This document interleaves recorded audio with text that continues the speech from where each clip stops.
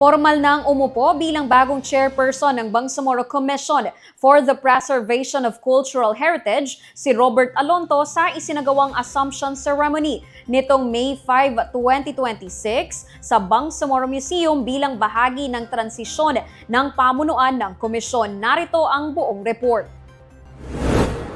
Bilang bahagi ng pagpapatuloy ng mga programa at inisyatiba para sa pangangalaga at pagsusulong ng pamanang kultural sa Bangsamoro, matagumpay na isinagawa ang turnover ceremony. Sa naturang seremonya, nagbahagi ng taus-pusong mensahe si outgoing BCPCH Chairperson Salem Lingasa kung saan kanyang pinasalamatan ang lahat ng sumuporta sa kanyang panunungkulan at ipinahayag din niya ang kanyang buong suporta kay Chairperson Alonto. Today marks a meaningful transition in the leadership of the Bangsamoro Commission for Preservation of Cultural Heritage. I extend my heartfelt congratulations and warm welcome to the incoming chairperson, Commissioner for Lanao del Sur, Brother Robert Maulana Alonto. I am confident that under your leadership, with your unwavering principle and wisdom, the Commission will continue to advance its mission of preserving and promoting the rich cultural heritage of the Bangsamoro people. I entrust this responsibility to you with full confidence, inshallah. Lead with wisdom, integrity, and dedication in serving our people and protecting our shared heritage.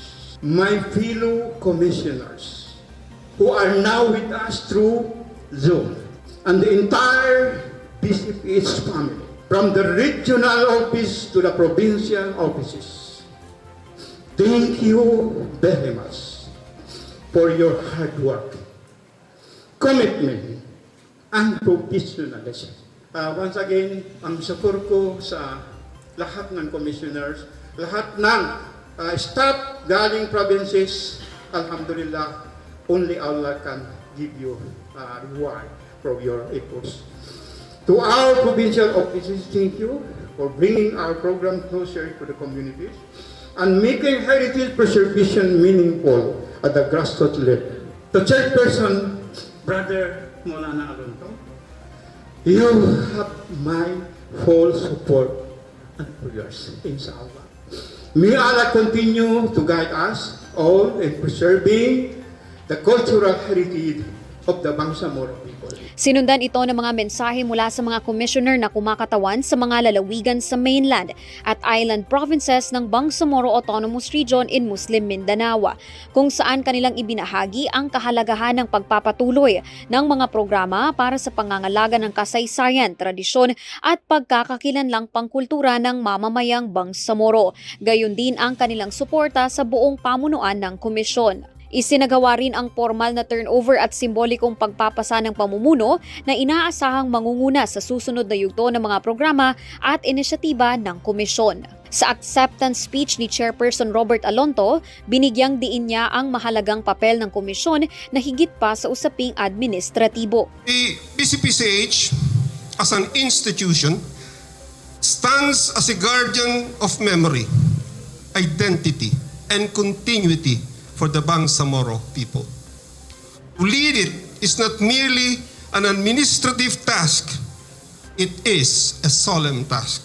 Binigyang din niya ang kahalagahan ng pagpapanatiling makabuluhan ng pamanang kultura para sa susunod na henerasyon.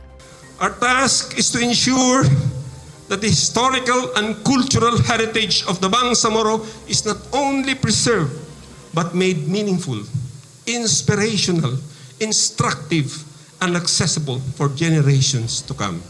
Sa pagtatapos ng programa, muling binigyang diin ng mga opisyal ng komisyon ang kanilang pangakong ipagpatuloy ang mga hakbangin para sa pangangalaga at pagpapalaganap ng mayamang pamanang kultura ng Bangsamoro, kasabay ng pagpapatibay ng pagkakaisa at pagkakakilanlan ng mga susunod na henerasyon. Yana Sanday, BRO News.